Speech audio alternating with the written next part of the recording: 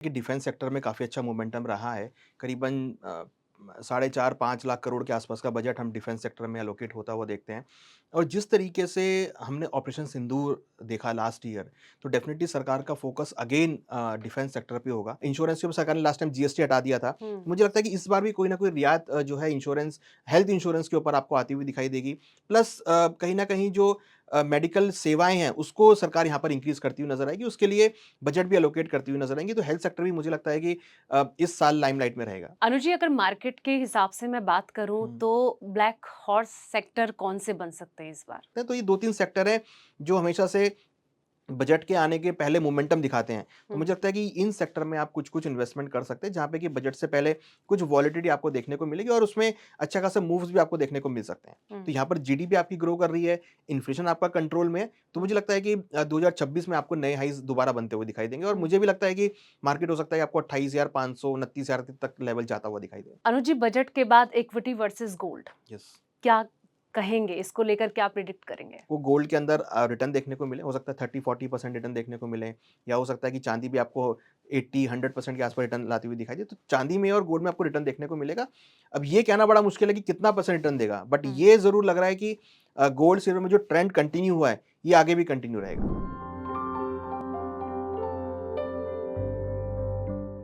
Hello, नमस्कार दोस्तों, बहुत स्वागत है आपका हमारे इस खास पॉडकास्ट में जिसका नाम है बजट का पंच। मैं हूं आपके साथ संध्या बिष्ट। दोस्तों, आज का ये पॉडकास्ट बहुत मायने में खास होने वाला है क्योंकि आज बात होगी बजट से जुड़ी हर एक पहलू पर। 2026 की शुरुआत हो चुकी है और इस साल के लिए क्या आप तैयार हैं?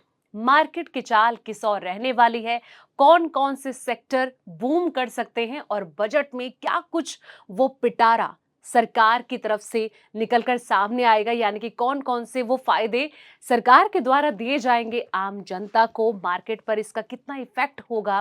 क्या लगता है कि इस बार निफ्टी 29,000 की जो प्रिडिक्शन की जा रही है उसको तोड़ पाएगा या फिर नहीं?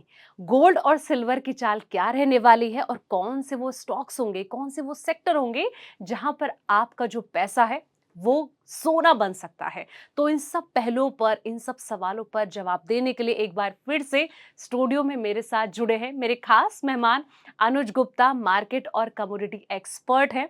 अनुज जी, बहुत बहुत स्वागत है एक जी, बार संध्या फिर जी। से आपका हमारे इस खास गुड इवनिंग। प्रोग्राम में। जैसे कि बजट का पंच, आज ये हमारी जी, सीरीज चल रही है जी, जी। बजट को लेकर, बहुत खास भी होने वाला है और मैं ये चाहूंगी आपसे कि सबसे पहले क्या उम्मीद, क्या एक्सपेक्टेशन इस बार के बजट से? देखिए, एक अच्छे बजट के लिए इम्पोर्टेंट होता है स्टेबल गवर्नमेंट का होना और भारत में स्टेबल गवर्नमेंट है और गवर्नमेंट का विज़न बहुत पॉजिटिव है।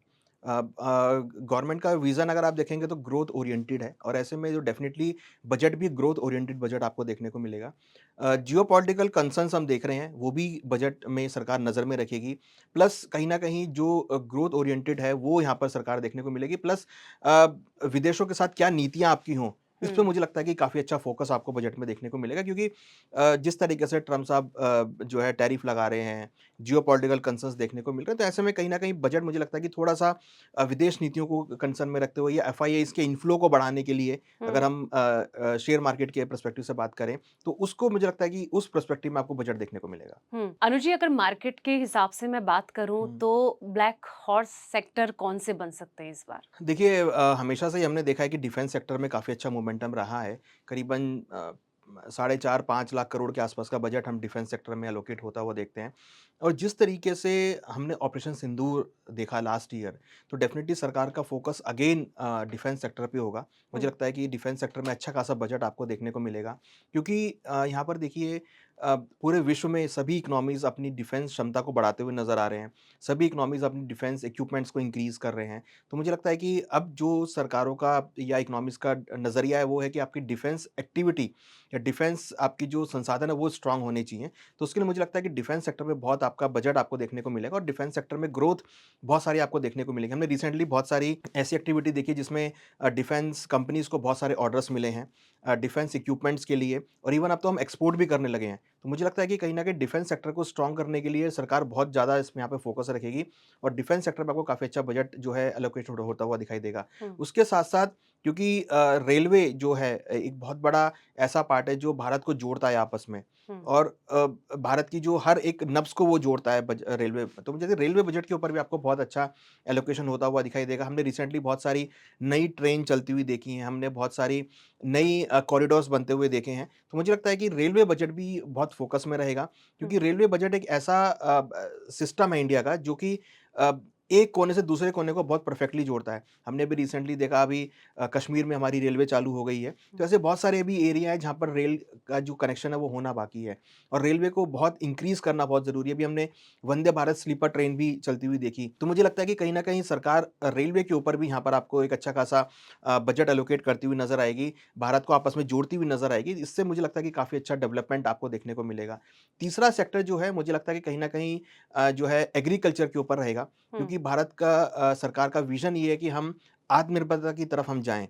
चाहे हुँ, वो दलहन हो, चाहे वो तिलहन हो। हम बहुत बड़ा पार्ट इम्पोर्ट करते हैं तिलहन के उसमें, हम बहुत बड़ा पार्ट इम्पोर्ट करते हैं दलहन के एरिया में, तो उसको हम आत्मनिर्भरता बनना चाहते हैं कि हम इतनी एक्टिविटी करें एग्रीकल्चर में कि जिससे कि हम पूरे तरीके से सेल्फ सफिशिएंट हो जाएँ, हमें इम्पोर्ट करने की ज़रूरत ना पड़े। तो हुँ, ऐसे में अगर आप देखेंगे, तो मुझे लगता है कि एग्रीकल्चर और जो उसकी सर्विसेज़ हैं, चाहे वो एग्रीकल्चर इक्विपमेंट्स हों चाहे वो एग्रीकल्चर मशीनरीज़ हों, उसपे मुझे लगता है कि सरकार जो है बजट एलोकेट करती हुई नज़र आएगी। प्लस किसानों की इनकम को डबल करने का जो विज़न है, हुँ। वो यहाँ पर मुझे लगता है कि सरकार उस पे भी काम करती हुई नज़र आएगी। तो ये 3 सेक्टर हैं जो मुझे लगता है कि इस साल ब्लैक हॉर्स के रूप में देखने को मिल सकते हैं। बिल्कुल और जैसे किसानों की आय को लेकर आपने कहा कि डबल कर सकते हैं। पिछली बार भी बजट में हमने यस, देखा था, ये सवाल उठा था कि यस, शायद हो सकता है कि जो किसान सम्मान निधि योजना यस, किसानों को मिलती है, तो शायद उसे बढ़ाया जाए, यस, लेकिन ऐसा नहीं हुआ था। यस।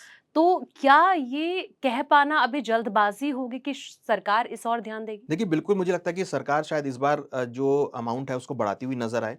क्योंकि देखिए सरका अगर आप किसानों को देखेंगे तो पिछले 2-3 सालों में हमने बहुत अच्छी ग्रोथ करी है। हुँ, चाहे हम मिलेट्स के बारे में बात करें, ये मिलेट्स अभियान चालू हुआ था आज से 3 साल पहले हाँ, और उसमें हमने काफ़ी अच्छी ग्रोथ देखी है। तो जो आपके मोटे अनाज हैं, हुँ। उसका यूज़ बहुत इंक्रीज़ हुआ है। लोगों ने उसको देखा, उसका प्रोडक्शन बहुत इंक्रीज़ हुआ है। उसका अगर आप बात करेंगे एक्सपोर्ट बहुत ज़्यादा हम करने लगे हैं। तो इंटरनेशनल लेवल पे येस, बहुत तेज़ी इंटरनेशनल से। लेवल पे हुँ, तो वो एक आप कहेंगे कि पॉज़िटिव वे में जाता हुआ दिखाई दिया है। तो सरकार को अभी ये दिख रहा है कि भई अगर हमने किसान को स्ट्रॉन्ग किया है, हुँ, तो किसानों ने उसका रिवर्स भी आपको दिया है, उसका आपको बदले में दिया भी है। प्रोडक्शन इंक्रीज़ किया, हमारी जो कैपेसिटी थी दलहन की वो यहाँ पर इंक्रीज़ हुई है। हमारी प्रोडक्शन की जो तिलहन में कैपेसिटी थी वो यहाँ पर इंक्रीज़ हुई है। हमारा जो इम्पोर्ट है दालों में या तिलहन के अंदर वो काफ़ी कम हुआ है। तो कहीं न कहीं इससे भारत जो है आत्मनिर्भर बनता हुआ नज़र आया है। हुँ, हालाँकि अगर आप देखेंगे कि जियोपॉलिटिकल टेंशन बहुत रही हैं हाँ, ट्रेड वॉर बहुत रही है, उसके बावजूद भी भारत के अंदर कोई इन्फ्लेशन उतना इंक्रीज़ नहीं हुआ है। अगर आप कंपेयर करेंगे यूएस के इन्फ्लेशन को, तो यूएस का इन्फ्लेशन बहुत इंक्रीज़ हुआ है। बट अगर आप इंडिया के इन्फ्लेशन को देखेंगे, तो हमारा इन्फ्लेशन 1 दशक के लोअर लेवल पर है। तो हुँ, ये इस वजह से है क्योंकि हम आत्मनिर्भर बने हैं, हमारी जो प्रोडक्टिविटी है वो इंक्रीज़ हुई है, हमारी जीडीपी ग्रोथ बहुत इंक्रीज़ हुई है। हुँ, तो ये शो करता है कि अगर आपने किसानों को दिया है, अगर हमने उनको सम्मान निधि दी है, तो किसानों ने उसको वापस भी किया है। हुँ। उन्होंने प्रोडक्शन इंक्रीज़ किया है, उन्होंने क्वालिटी फार्मिंग करी है, उन्होंने क्वालिटी प्रोडक्शन किया है, तो ये कहीं न कहीं एक सरकार के लिए पॉज़िटिव पॉइंट रहा है। बिल्कुल। अच्छा जैसे कि आपने सेक्टर्स को लेके तो यहाँ पर बात करी, अगर मैं कहीं न कहीं मेडिकल फ़ॉर्म में बात करूँ क्योंकि कहीं न कहीं देखा जाए तो हेल्थ सेक्टर पर यस, चोट बहुत ज़्यादा लगी है। यस। आईटी सेक्टर पर भी हमने देखा कि कुछ वक़्त के लिए उठा था लेकिन फिर थोड़ा मार उस पर भी पड़ी थी। तो क्या लग रहा है कि ये सेक्टर आप कहाँ पर देखते हैं? देखिए, हेल्थ सेक्टर कोविड के बाद से बहुत लाइमलाइट में आया है। सरकार ने हेल्थ सेक्टर पे बहुत अच्छे काम किए हैं। हॉस्पिटल्स ओपन किए हैं, बेड की क्षमता बढ़ाई है। प्लस जो मेडिकल में यूज़ होने वाले जैसे अगर हम बात करें ऑक्सीजन सिलेंडर्स की अगर हम बात करें, तो उसकी क्षमता बहुत इंक्रीज़ करी है। तो कहीं न कहीं सरकार ने ये देखा है कि भई अगर आपकी सारी सर्विसेज़ चल रही हैं, बट अगर आपका हेल्थ सेक्टर स्ट्रॉन्ग नहीं है, तो हुँ, वो सर्विस कोविड के लिए एग्ज़ाम्पल के तौर पे वो सही नहीं बैठ पाएँगी। तो सरकार ने हेल्थ सेक्टर की भी अच्छा खासा बजट एलोकेट किया है। करीबन अगर हम देखेंगे तो 1.5 से 2 लाख करोड़ के आसपास का बजट हेल्थ सेक्टर पे भी जाता है। हुँ, तो मुझे लगता है कि हेल्थ सेक्टर पे भी सरकार यहाँ पे नज़र रख रही है। रिसर्च एंड डेवलपमेंट पे बहुत हुँ, सरकार खर्च कर रही है कि भई किस तरीके से नई-नई दवाइयाँ आप इन हाउस बना सकें, आपको बाहर से इम्पोर्ट करने की रिक्वायरमेंट ना हो। प्लस आयुर्वेद के ऊपर हमने बहुत देखा है कि सरकार ने बहुत आर-एन-डी यहाँ पर करी है। तो हुँ, देखिए एलोपैथी के साथ-साथ आयुर्वेदिक के ऊपर भी सरकार पूरा फ़ोकस कर रही है, जिससे कि जो लोग हैं वो सस्ते दामों में दवाइयाँ यहाँ पर ले सकें, हुँ, मेडिकल की जो सुविधाएँ हैं वो लोगों लोगों तक पहुँच सकें। इंश्योरेंस को सरकार ने काफ़ी अच्छा प्रमोट किया है। हाँ। और मुझे लगता है कि इस साल भी कहीं न कहीं इंश्योरेंस के ऊपर सरकार ने लास्ट टाइम जीएसटी हटा दिया था। हुँ, तो मुझे लगता है कि इस बार भी कोई न कोई रियायत जो है इंश्योरेंस हेल्थ इंश्योरेंस के ऊपर आपको आती हुई दिखाई देगी। प्लस कहीं न कहीं जो मेडिकल सेवाएँ हैं, उसको सरकार यहाँ पर इंक्रीज़ करती हुई नज़र आएगी। उसके लिए बजट भी एलोकेट करती हुई नज़र आएँगी। तो हेल्थ सेक्टर भी मुझे लगता है कि इस साल लाइमलाइट में रहेगा। अच्छा, जब बजट पेश होता है ना, तो मार्केट में हमने देखा है कि वॉलेटिलिटी बहुत ज़्यादा यस, रहती है। Yes, yes. तो इस बार अगर वॉलेटिलिटी की सिचुएशन बनती है, तो इन्वेस्टर्स को किन चीज़ों का ध्यान रखना चाहिए? देखिए, अभी हमने देखा है कि निफ्टी ने अपने नए हाईज़ बनाए हैं सन 2026 में ही करीबन 26 या 370 के आसपास के बिल्कुल। लेवल्स बनाए हैं। हुँ, तो मुझे लगता है कि वोलेटिलिटी तो हमेशा देखने को मिलती है बजट में क्योंकि एंटीसिपेशंस बहुत सारी चीज़ें होती हैं। हुँ, कुछ अकॉर्डिंग टू एंटीसिपेशन आती हैं, कुछ अकॉर्डिंग एंटीसिपेशन नहीं आती हैं। कुछ बहुत सारी चीज़ें नई मार्केट में देखने को मिलती हैं, कुछ नए थॉट्स मार्केट में आते हैं, तो उसके अकॉर्डिंग वोलेटिलिटी देखने को मिलती है।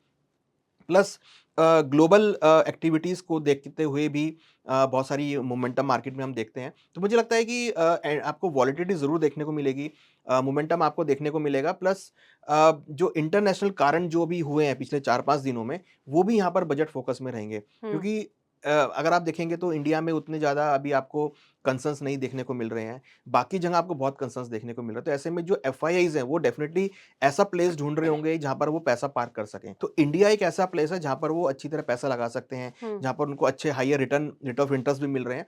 तो मुझे लगता है कि शायद एफआईआईज़ को अट्रैक्ट करने के लिए भी कोई ईज़ ऑफ डूइंग बिज़नेस सरकार यहाँ पर डिस्कस कर सकती है। कुछ ऐसे पॉइंट सरकार बजट में ला सकती है जो कि एफआईआईज़ को अट्रैक्ट करे। तो हुँ। मुझे लगता है कि वो भी एक सरकार की नज़र में होगा और हो सकता है कि बजट शायद आपको मुझे ऐसा लगता है कि विदेश नीति के ऊपर थोड़ा-सा ओरिएंटेड होता हुआ दिखाई देगा कि जो विदेश में आपकी नीति चल रही है, चाहे वो ट्रेड वॉर को लेकर हो, चाहे वो हुँ। जियोपॉलिटिकल कंसर्न्स को लेकर हो, चाहे एफआईआईज़ को अट्रैक्ट करने के कंसर्न्स में हो, तो वो भी मुझे लगता है कि सरकार उसको टच में रखेगी।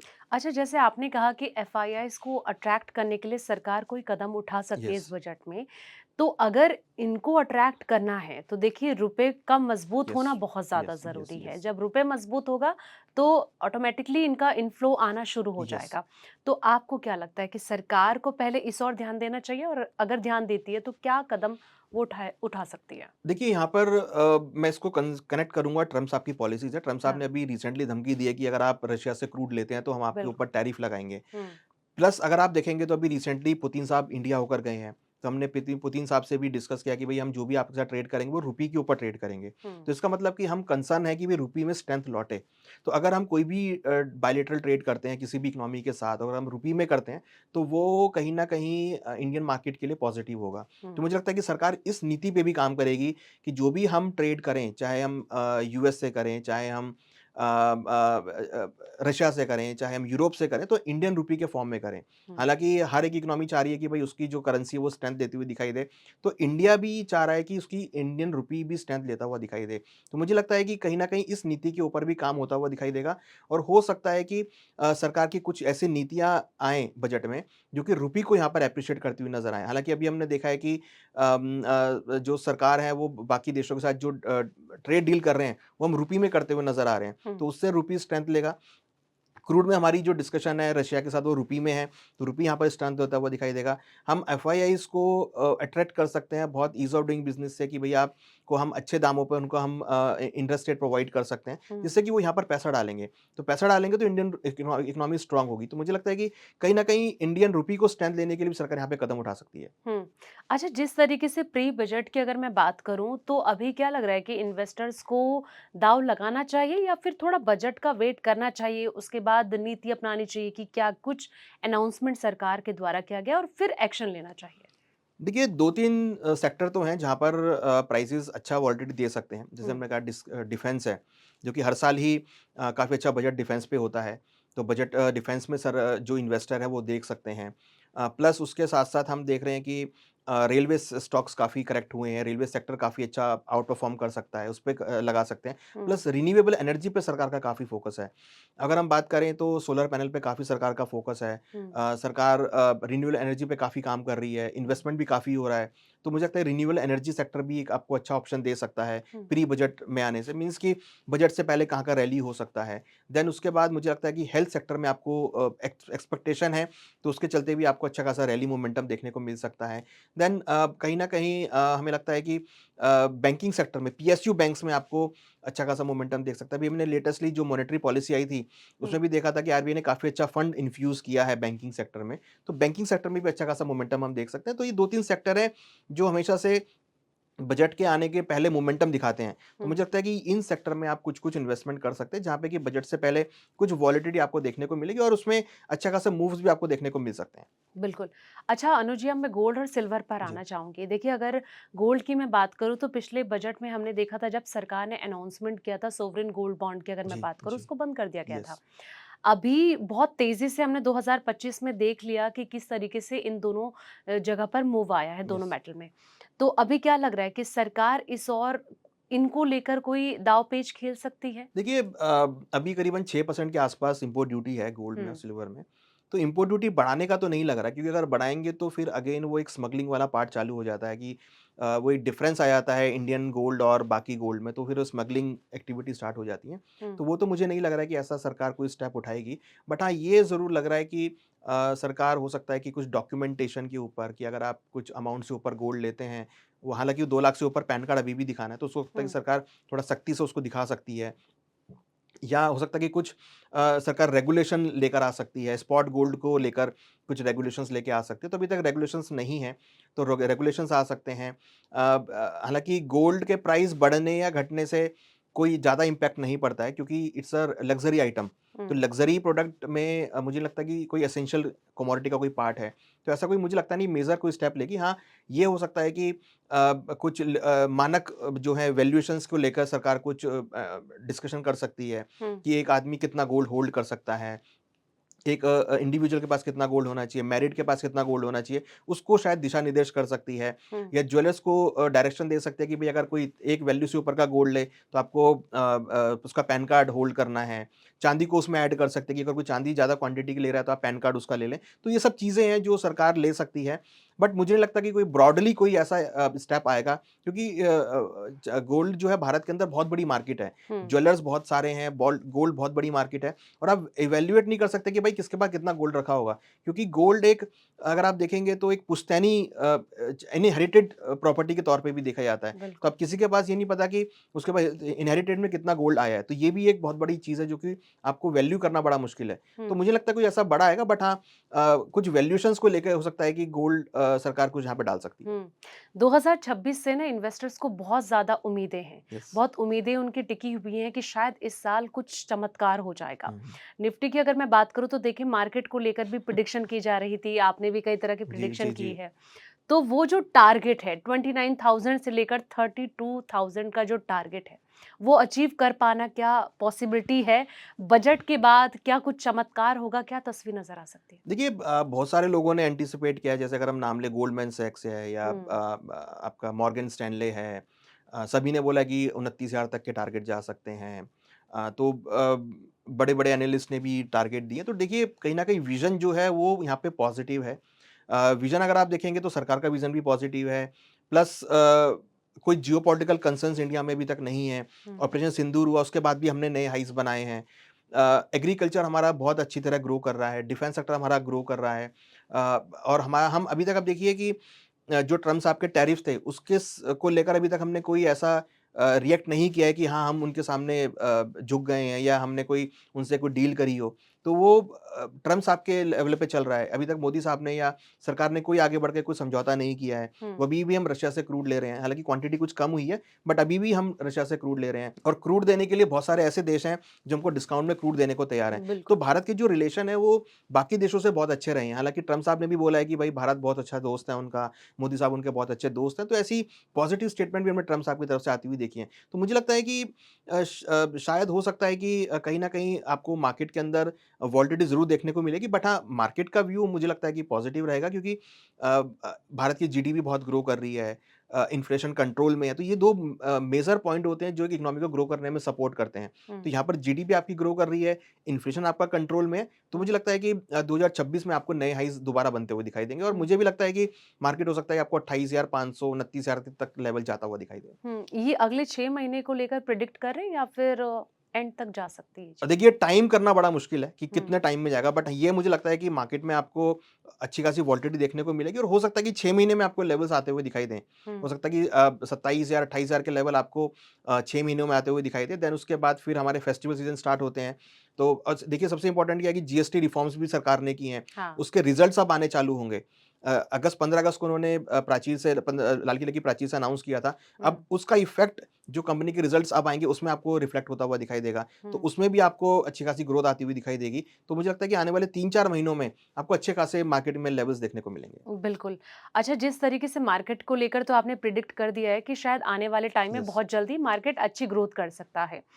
लेकिन कहीं न कहीं सरकार के कंधे पे भी कई तरह की देखिए ज़िम्मेदारी हैं। यस, कई बार ऐसा होता है कि जो आम आदमी होता है वो बजट से निराश हो जाता है। कई लोग खुश हो जाते हैं, अलग-अलग सेक्टर को लेकर यस, अनाउंसमेंट की जाती है और अगर पूरा जो एक बड़ा रोल देखा जाए जैसे कि आप शुरू में भी कह रहे थे कि जियोपॉलिटिकल टेंशन जो है, अगर वो बेहतर तरीके से आगे बढ़ता है तो शायद सब कुछ ठीक हो सकता है। लेकिन कब कहाँ पर डामाडोल हो जाए कुछ पता नहीं है। यस। वेनेजुएला को लेकर अगर मैं बात करूँ तो देखिए अभी क्या चल इट्स अ रहा न्यू है। चैप्टर। बिल्कुल। यस, ये कुछ ना कुछ पन्ने जुड़ते रह रहे हैं यस। और डोनाल्ड ट्रम्प की तरफ से एक के बाद एक बयानबाज़ी उन्होंने चल रही है। ग्रीनलैंड को भी बोला कि एक्वायर करेंगे। बिल्कुल, यस। तो इस पर आपकी क्या राय है?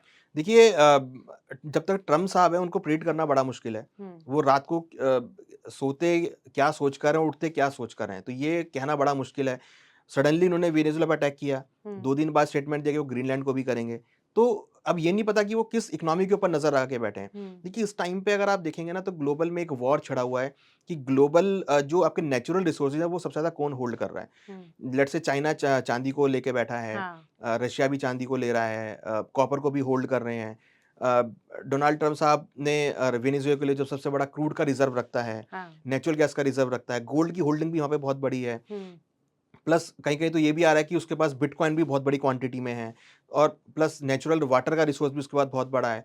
तो नेचुरल रिसोर्सेज़ उन्होंने काफ़ी होल्ड कर लिए। तो अभी जो वॉर है वो नेचुरल रिसोर्सेज़ को लेके हो रही है कि भई किसके पास कितने नेचुरल रिसोर्सेज़ हैं। हुँ, क्योंकि अगर अब आप देखेंगे तो जब से रेयर अर्थ मेटल का चैप्टर स्टार्ट हुआ है, हुँ, तब से हमने देखा है कि जितने भी इंडस्ट्रियल मेटल हैं, सब में अच्छा खासा मोमेंटम है। हर कोई उसको होल्ड करने की लाइन में लगा हुआ है कि उसके बाद मैक्सिमम होल्डिंग आ जाए, जिससे कि वो प्रोडक्शन इंक्रीज़ कर सकें। एआई चिप्स का अब की तरफ लोग जा रहे हैं। हुँ, हालाँकि भारत थोड़ा-सा पीछे है, बट यहाँ पर भी ग्रोथ हमने देखी इंडिया में कि एआई को लेके बहुत स्पीड से ग्रोथ होती हुई दिख रही है। तो आर्टिफ़िशियल इंटेलिजेंस के लेवल पे लोग काम कर रहे हैं। तो कहीं न कहीं लेटर और सूनर हमें लगता है कि इंडिया भी इस रेस में आता हुआ दिखाई देगा, और रेस में आ रहा है धीरे-धीरे। तो हुँ, ये ग्रोथ का पार्ट यहाँ पर होता हुआ दिखाई देगा। तो इंटरनेशनल लेवल पे जो ग्लोबल अनसर्टेनिटी है वो मुझे लगता है कि बनी रहेगी, और हुँ, यही एक मौका होगा जहाँ पर इंडिया जो है आगे बढ़कर आएगा। क्योंकि जब सभी देशों में आपको देखने को मिलेगा कहीं न कहीं अनसर्टेनिटी का माहौल है, तो हुँ, जो इन्वेस्टर है वो इंडिया की तरफ शिफ्ट होते हुए दिखाई देंगे कि भई इंडिया सेफेस्ट कंट्री है। हुँ। अब डेवलपिंग कंट्री है, यहाँ पर आपको अच्छे रिटर्न्स मिल रहे हैं, इंटरेस्ट रेट काफ़ी अच्छे हैं, तो यहाँ पर आप पैसा लगा सकते हैं। हुँ। अच्छा, गोल्ड को लेकर जिस तरीके से वेनेजुएला को लेकर जो अटैक यस, ट्रम्प के द्वारा यस, किया जा रहा है, ऐसे में कहा जा रहा है कि शायद गोल्ड जो है बहुत तेज़ी से बूम करेगा। यस। क्या ऐसा लग रहा है? कहाँ तक पहुँचने की इसकी संभावना है? देखिए, सेवेवन डिमांड तो डेफ़िनिटली गोल्ड में देखने को मिलेगी, क्योंकि हुँ, जो वेनेज़ुएला का अटैक है, वो ये दर्शाता है कि एक तानाशाही वाली बात ट्रम्प साहब की यहाँ पे दिख रही है हुँ, कि हर कोई कह रहा है कि इवन किम जोंग भी यहाँ पर जो है वो उसका प्रतिरोध करते हुए नज़र आए कि भई ऐसा नहीं करना चाहिए था। हुँ, तो हमें लगता है कि उसकी वजह से कहीं न कहीं जो सेंटिमेंट है वो सेफ हेवन की तरफ जाते हैं, कि आपको अगर कहीं इन्वेस्टमेंट करना है तो गोल्ड सेफ हेवन डिमांड है। हुँ, गोल्ड में आप इन्वेस्टमेंट करो, कहीं भी आप उसको यूज़ कर सकते हो। डॉलर में लोगों का इंटरेस्ट कम हो रहा है, और हमने देखा लास्ट ईयर डॉलर ने नेगेटिव रिटर्न दिए हैं, तो हुँ, लोगों का इंटरेस्ट डॉलर से कम होता हुआ दिख रहा है। लोग अब धीरे-धीरे सेफ हेवन की तरफ जाते हुए दिख रहे हैं कि आपको गोल्ड लेना चाहिए या सिल्वर आप होल्ड करके चलो, कभी भी मुसीबत का टाइम आएगा तो आप उसको यूज़ कर सकते हैं। उसको पूरे वर्ल्ड में आप यूज़ कर सकते हैं। तो वो जो सेफ हेवन डिमांड है वो इन वॉर की वजह से बढ़ती हुई दिख रही है। तो अगर ये वॉर होंगी, चाहे वो वेनेजुएला के साथ हो या रशिया यूक्रेन वॉर हो, और चाइना ताइवान का वॉर हो, ये भी चैप्टर नया खुलता हुआ दिख रहा है। तो उसकी वजह से कहीं न कहीं आपको सेविंग डिमांड आती हुई दिखाई देगी। बिल्कुल। 2025 में गोल्ड ने लगभग 60% से ज़्यादा यस, रिटर्न, चाँदी ने 130% से ज़्यादा yes, yes, return. Yes, yes. 2026 में जैसे कि कहीं न कहीं जो इन्वेस्टर का भरोसा वो बरकरार रखा था। ये कहा जा रहा है कि अब ऐसा तो नहीं होगा कि चाँदी सोना का रूप लेगी और सोना जो है चाँदी का रूप लेगा। मानते हैं? देखिए वो उसमें शायद मुझे लगता है कि ऐसा ना हो, हुँ, क्योंकि चांदी में दोनों चीज़ें ऐड होती हैं, सेफ हेवन डिमांड भी होती है और इंडस्ट्रियल डिमांड भी ऐड होती है। अगर आप अभी पिछले 6 दिनों में देखेंगे तो चांदी 12% रिटर्न दे चुकी है, महज़ 5 दिनों में। गोल्ड केवल 3% इंक्रीज़ हुआ है। तो यहाँ पर अगर आप देखेंगे तो सोने चांदी में रिटर्न आने चालू हो गए हैं, इवन सभी मेटल्स में डिमांड बढ़नी चालू हो गई है। डिमांड बढ़ी है, रिटर्न आते हुए दिखाई दे रहा है। तो मुझे लगता है कि 2026 भी आपको ऐसे ही दिखाई देगा। हाँ, हो सकता है कि शायद उस लेवल पे रिटर्न ना देखने को मिले या उससे भी ज़्यादा रिटर्न आ सकते हैं। हुँ। क्योंकि जिस तरीके से जियोपॉलिटिकल कंसर्न्स ऐड हुए हैं, सडनली देखने को मिले हैं, तो ये आगे एस्केलेट हो सकते हैं। तो चांसेस है कि आपको गोल्ड के अंदर रिटर्न देखने को मिले, हो सकता है 30-40% रिटर्न देखने को मिले, या हो सकता है कि चांदी भी आपको 80-100% के आसपास रिटर्न लाती हुई दिखाई दे। तो चांदी में और गोल्ड में आपको रिटर्न देखने को मिलेगा। अब ये कहना बड़ा मुश्किल है कि कितना परसेंट रिटर्न देगा, बट हुँ। ये ज़रूर लग रहा है कि गोल्ड सिल्वर में जो ट्रेंड कंटिन्यू हुआ है, ये आगे भी कंटिन्यू रहेगा। अब तो प्रिडिक्ट करने में भी डर लग रहा है क्योंकि जिस तेज़ी के साथ ये दोनों बढ़े हैं, लास्ट ईयर की अगर मैं बात जी। करूँ तो देखिए एंड में तो बिल्कुल ही रिकॉर्ड तोड़ दिए थे। देखिए, एक फिगर मैं आपको देना चाहूँगा, 1970-80 में चांदी 800% इंक्रीज़ हुई थी। हुँ, 2000 से लेकर सन 2000 में चांदी करीबन 550% इंक्रीज़ हुई थी। तो अभी तो केवल 200% इंक्रीज़ हुई है। तो रूम अगर आप देखेंगे तो बाकी है। मतलब 800% भी जा सकती है क्योंकि हिस्टोरिकल गई है। 500% भी जा सकती है क्योंकि हिस्टोरिकली गई है वो। तो ये नहीं है कि इसकी ब्रेक लग गया है। हो सकता है कि थोड़ा कंसोलिडेट करे, मतलब रूम आगे भी ऊपर है, ओपन है कि हुँ, 800% तक भी जा सकती है, 500% भी जा सकती है। हुँ, बट कितना जाएगी ये कहना बड़ा बड़ा मुश्किल है, क्योंकि इस टाइम पे जो कंसर्न्स अभी चल रहे हैं, ये तो बिल्कुल सपोर्टिव है गोल्ड सिल्वर के लिए। बट प्राइस काफ़ी बढ़ चुके हैं तो लोग प्रॉफिट बुक भी करते हैं, लोग थोड़ा स्टेबल भी है, रुकते भी हैं, हुँ। और ऐसे में जनरली हम देखते हैं फिजिकल मार्केट में थोड़ा प्राइस रुकता भी है। तो वो अभी स्टार्ट हुई है रैली, तो देखते हैं कि अभी 1 डेढ़ महीना निकलेगा तो और क्लैरिटी आती हुई दिखाई देगी। Then will revise our targets. Anuj ji budget के बाद इक्विटी वर्सेस गोल्ड यस। क्या कहेंगे? इसको लेकर क्या प्रिडिक्ट करेंगे? देखिए इक्विटी वर्सेस गोल्ड में आप देखेंगे तो डेफिनेटली इक्विटी का तो मुझे लगता है कि साल है, इक्विटी में मोमेंटम आएगा, बट हाँ, गोल्ड का साल तो रहने ही वाला है। हुँ, अगर लोगों की जेब में पैसा आएगा तो भी लोग पैसा डालेंगे गोल्ड में। लोगों की जेब में पैसा आएगा तो वो ज्वेलरी परचेज़ करेंगे, गोल्ड परचेज़ करेंगे, सिल्वर परचेज़ करेंगे, तो वो रहेगा। अगर अनसर्टेनिटी का माहौल होगा तब भी लोग गोल्ड परचेज़ करेंगे। तो गोल्ड मुझे लगता है कि अब उस कैटेगरी में है जहाँ पर लोगों की जेब में पैसा आएगा तो भी लोग पैसा गोल्ड में डालेंगे, लोगों को अनसर्टेनिटी लगेगी तब भी लोग गोल्ड में पैसा डालेंगे। Hmm, equity is a part of wealth creation. अगर आपको वेल्थ क्रिएट करनी है लॉन्ग टर्म के लिए तो आप इक्विटी में पैसा डालिए। हुँ, आपको अगर उस वेल्थ को बचाना है, हेज करना है, तो लोग गोल्ड में पैसा डालेंगे। हुँ। तो गोल्ड अब उस कैटेगरी में है कि अगर कोई भी आपको अनसर्टेनिटी लगती है या कोई भी अनक्लैरिटी आती है मार्केट में तो लोग फिर गोल्ड में पैसा डालेंगे। तो डेफ़िनिटली मुझे लगता है कि गोल्ड यहाँ पर जो है पॉजिटिव मोमेंटम दिखाएगा। हुँ, अगेंस्ट इक्विटी, इक्विटी में भी मोमेंटम आएगा, ऐसे नहीं इक्विटी में नहीं आएगा। हुँ। इक्विटी में अच्छी रैली बनेगी, ऐसा मैं मान के चल रहा हूँ कि इस साल इक्विटी में अच्छा मोमेंटम आ सकता है। अपॉर्च्युनिटी इक्विटी में देखने को मिलेगी, बट हाँ, गोल्ड भी साथ-साथ चलेगा। लेकिन पैसा कहाँ बनेगा? पैसा दोनों में ही बनेगा इस बार। हुँ, हालाँकि लास्ट ईयर भी हमने देखा इक्विटी 10% इंक्रीज़ हुई है। बहुत सारे ऐसे स्टॉक्स हैं जो मोर देन 50% इंक्रीज़ हुए हैं। मेटल स्टॉक आप देखिए 70-70% तक इंक्रीज़ हुए हैं। हुँ। तो पैसा बना है इक्विटी में, बट हाँ, अगर आप कंपैरिज़न करेंगे निफ्टी को लेके तो निफ्टी केवल 10% चल रही है as per the gold. But stocks में लोगों का पैसा बना है, लॉन्ग टर्म पैसा बना है, म्यूचुअल फंड में लोगों का पैसा बना है। तो वो पैसा बनने की जो स्पीड है वो इक्विटी में रहेगी, बट गोल्ड भी यहाँ पर मूव करता हुआ दिखाई देगा। बिल्कुल।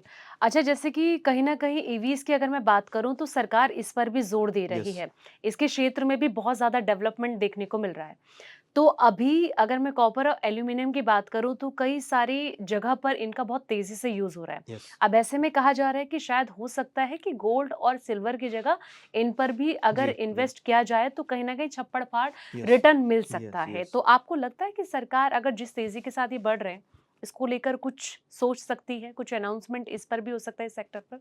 देखिए अगर मैं एक एग्जांपल की बात करूँ इंडिया को लेके तो पॉल्यूशन यहाँ पे थोड़ा-सा समस्या है इंडिया में। हुँ, अ, तो उसको लेके सरकार ईवी की तरफ बहुत काम कर रही है कि ईवीज़ का डेवलपमेंट हो, ईवीज़ में ग्रोथ हो, ईवीज़ का जो प्रोडक्शन है वो इंक्रीज़ हो यहाँ पे। तो मुझे लगता है कि डेफ़िनेटली जब ईवीज़ की हम बात करेंगे तो बैटरीज़ का बहुत यहाँ पे रोल प्ले होगा। और ईवीज़ की जब हम बात करते हैं तो जो उसकी एक स्टेबिलिटी है ईवी की कि आप कितने किलोमीटर चला सकते हैं, उस पे सरकार काम करेगी, उसके डेवलपमेंट पे काम करेगी। आप एक बार चार्ज करने के बाद लंबी आप जो है गाड़ी को चला सकें। तो उसके लिए डेफ़िनिटली मेटल्स का बहुत यूज़ होगा, चाहे वो कॉपर हो, चाहे वो सिल्वर हो, चाहे वो ज़िंक हो, चाहे वो लेड हो, तो सारे मेटल यहाँ पे काम करेंगे। तो कहीं न कहीं जब हम ईवीज़ की बात करते हैं, तो जितने भी इंडस्ट्रियल मेटल हैं, जो इलेक्ट्रॉनिक्स के पार्ट हैं या इलेक्ट्रिक के अच्छे कंडक्टर हैं, उसका यहाँ पर आपको देखने को मिलेगा। तो यहाँ पे सिल्वर है अच्छा कंडक्टर इलेक्ट्रिक का, कॉपर है, एल्युमिनियम है, जो कि लंबी अवधि तक चल सकते हैं, जिसमें अगर आप उसकी बैटरी बनाते हो तो आपको बहुत अच्छा कंडक्ट मिलता है और लंबी बैटरी रन होती हैं। तो मुझे लगता है कि अगर हम ईवीज़ की तरफ बात करें तो डेफ़िनिटली जो आपके इंडस्ट्रियल मेटल हैं, जो अच्छे कंडक्टर हैं इलेक्ट्रिसिटी के, उसकी डिमांड बढ़ेगी, जिसमें सिल्वर भी आता है, कॉपर भी आता है, एल्युमिनियम भी आता है और ज़िंक और लेड भी आते हैं। तो सभी मेटल मुझे लगता है कि अगर ईवीज़ का डेवलपमेंट होगा, क्योंकि ये ईवी का डेवलपमेंट खाली इंडिया में नहीं है, पूरे वर्ल्ड में ईवी का डेवलपमेंट चल रहा है। तो मुझे लगता है कि वहाँ पर आपको अच्छी खासा जो है ट्रेंड देखने को मिलेगा। अनुज जी, 2026 में गोल्ड 2 लाख क्रॉस करने वाला है। देखिए, ये कहना बहुत मुश्किल है, बट मुझे लगता है कि हाँ, कहीं न कहीं $4700-4800 के लेवल आपको देखने को मिलेंगे, जो कि कहीं न कहीं डोमेस्टिक मार्केट में 1.5 लाख, 1,70,000, 1,80,000 के लेवल आपको देखने को मिले। 2 लाख अभी थोड़ा-सा दूर मुझे लगता है। उसके लिए टाइम लगेगा, थोड़ा देखना पड़ेगा कि अभी आने वाले 2-3 महीने कैसे जाते हैं। अगर वो सही जाते हैं, तो फिर हम 2 लाख का टारगेट रिवाइज़ करेंगे, बट हम अभी लग रहे हैं कि $4700-4800 के लेवल, जो कि करीबन 1,70,000, 1,80,000 तक के लेवल गोल्ड में देखे जा सकते हैं। ऐसा तो नहीं होगा कि गोल्ड को अब सिल्वर बीट कर देगा? सिल्वर तो बीट करेगा, मुझे लग रहा हुँ, है कि सिल्वर इस साल भी बीट करेगा और बीट किया भी। अगर आप पिछले 6 दिनों की बात करेंगे, तो सिल्वर 12% चल रहा है, गोल्ड केवल 3% है। सिल्वर ने बीट किया है, सिल्वर ने सभी मेटल्स को बीट किया है। हुँ, तो मुझे लगता है कि सिल्वर इस साल भी बीट करेगा और हो सकता है कि सिल्वर में आपको 2,80,000, 3 लाख तक के लेवल भी देखने को मिलें। हुँ। अच्छा, 2026 में कौन से वो सेक्टर है जहाँ पर सबसे ज़्यादा पैसा बनने के चांसेस हैं? देखिए, जैसे मैंने कहा कि डिफेंस सेक्टर सबसे ज़्यादा नज़र में रहेगा, क्योंकि डिफेंस पे बहुत फोकस होने वाला है, क्योंकि खाली इंडिया नहीं, सभी इकोनॉमीज़ डिफेंस पे फोकस कर रही हैं। सब अपनी क्षमता को बढ़ा रही हैं, डिफेंस क्षमता को, तो उस पे बहुत ज़्यादा फोकस होने वाला है और उसमें अच्छा खासा बजट एलोकेशन भी आपको देखने को मिलेगा, डेवलपमेंट भी देखने को मिलेगी और वहाँ पे अच्छा मोमेंटम भी देखने को मिलेगा। प्लस रेलवे सेक्टर मुझे लगता है कि अच्छा हो सकता है, क्योंकि रेलवे भारत को जोड़ता है, कनेक्टिविटी बहुत स्ट्रॉन्ग होती है और जिस तरीके से हम देख रहे हैं कि वंदे भारत एक बहुत बड़ा अच्छा एग्ज़ाम्पल है, जो कि हम देख रहे हैं कंटिन्यूअसली इसमें ग्रोथ देखने को मिल रही है और लोग पसंद कर रहे हैं, सबसे बड़ी बात है। तो उसकी वजह से भी मुझे लगता है कि रेलवे सेक्टर ग्रोथ कर सकता है, तो रेलवे सेक्टर भी इम्पोर्टेंट रहेगा। प्लस एग्रीकल्चर सेक्टर पे सरकार बहुत ध्यान देगी, क्योंकि एग्रीकल्चर एक ऐसा सेक्टर है कि अगर आपका एग्रीकल्चर सेक्टर स्ट्रॉन्ग हो गया, हुँ, तो फिर आपको बाहर पे डिपेंड होने की ज़रूरत नहीं है। आपके पास भरपूर जो है अनाज देश में रहेगा। वो हमने कोविड में देखा था हुँ, कि भारत में इतना अनाज था कि हमने बाहर की तरफ हमने नहीं देखा, हमने इंटरनली सबको अनाज पहुँचाया। तो हुँ, ये एक बहुत बड़ा यूएसपी इंडिया के लिए कि हमारे पास क्षेत्रफल बहुत बड़ा है, हमारी जो एग्रीकल्चर कैपेसिटी है वो बहुत बड़ी है और उसमें हम बहुत अच्छा प्रोडक्शन भी कर रहे हैं। तो हुँ, इसको इंक्रीज़ करने की ज़रूरत है, उसपे मुझे लगता है सरकार ध्यान देगी। हुँ। तो ये 3 सेक्टर है जो मुझे लगता है कि 2026 में आपको अच्छे रिटर्न दिखा सकते हैं। बिल्कुल। अनुज जी, जैसे कि बजट से जुड़े और सिल्वर गोल्ड को लेकर, मार्केट को लेकर हमने इस पॉडकास्ट में आज बातचीत की। जी। मुझे लगता है कि जितने भी व्यूअर्स जो इस वक़्त हमें देख रहे हैं, उनको बहुत अच्छी तरीके से समझ आया होगा। हालाँकि जब भी हम बातचीत करते हैं, तो बहुत ज़्यादा प्यार उनका मिलता जी, है जी। और ज़्यादा से ज़्यादा वो कमेंट करके सवाल भी जी, पूछते हैं, जी, अपनी जी। राय भी रखते हैं और कहीं न कहीं जैसे न्यूमरोलॉजी को लेकर भी आप बातचीत करते हैं कि कौन-सा कहाँ पर दाँव लगाया जा सकता है। मेरा देखिए आखिरी एक सवाल ये कि 2026 चल रहा है देखिए, 2026 में कई तरह को लेकर प्रेडिक्शन की जा रही है कि शायद ये जो साल है, बहुत तरीके से ना सिर्फ मार्केट के प्रोस्पेक्टिव के हिसाब से मैं बात करूँ तो कहीं न कहीं इकोनॉमी लेवल पर भी बहुत अच्छा होने वाला है। जी। क्या आप मानते हैं? क्या प्रेडिक्शन है इसको लेकर? देखिए, प्रेडिक्शन में इसमें अगर आप कैलकुलेट करेंगे तो 2026 जो है वो सूर्य का साल है, हाँ। 1 नंबर आता है। हुँ, अगर आप इंडिया को भी कैलकुलेट करेंगे तो वो भी 1 नंबर आता है। अगर आप इंडिया को कैलकुलेट करें INDIA को, उसको अगर आप न्यूमरोलॉजी निकालेंगे तो वो भी 1 आएगा। तो अगर आप कैलकुलेट करेंगे तो दोनों इक्विवेलेंट आते हैं। तो हुँ, लगता है कि इंडिया का जो वर्चस्व है वो इंक्रीज़ होगा। तो वो कैसे इंक्रीज़ होगा? जब आपकी जीडीपी ग्रोथ इंक्रीज़ होगी, आपका बजट बहुत अच्छा आएगा, आपके जो डिपेंडेंसी है वो बाहर कम होके लोग हम पे ज़्यादा डिपेंड होंगे।